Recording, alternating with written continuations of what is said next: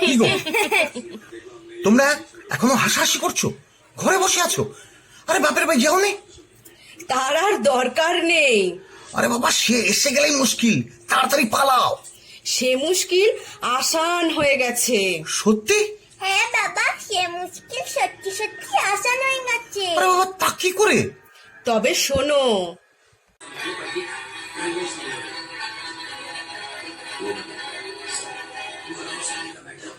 Hello, বলো। তোমরা তাড়াতাড়ি বাড়ি ছেড়ে পালাও। কেন?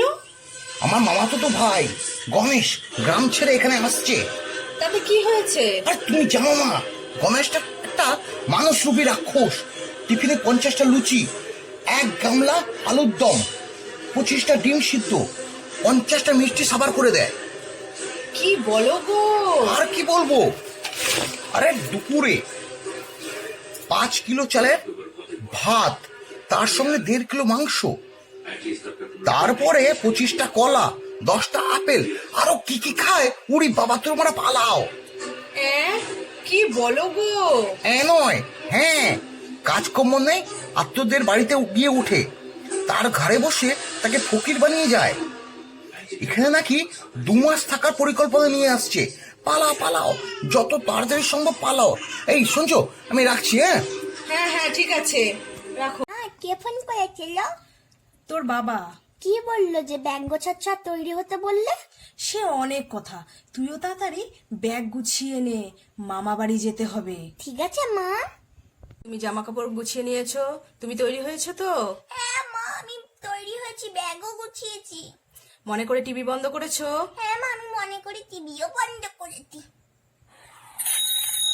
তোর বাবা, এই তাড়াহুড়োর সময় এখন আবার কে এলো? নমস্কার, আমি গণেশ। পিকলু বাড়িতে আছে? পিকলু মানে কে? আমার ভাই বিজয়।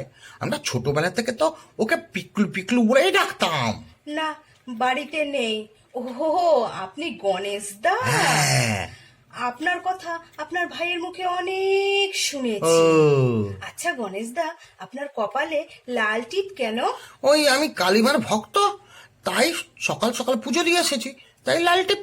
ও আচ্ছা আচ্ছা, কিন্তু গণেশ দা, আপনি এমন সময় এসেছেন যে একটু আত্মীয়তা করব, তারও সুযোগ নেই। কেন, কি হয়েছে?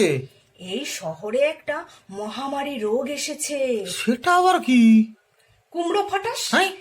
একটু খেলেই পেট ফুলে কুমড়োর মতো হয়ে গিয়ে ফটাস করে ফেটে যায়। ওরে বাবা, কি ভয়ানক রোগ! তাই আমরা সবাই এই শহর ছেড়ে পালাচ্ছি।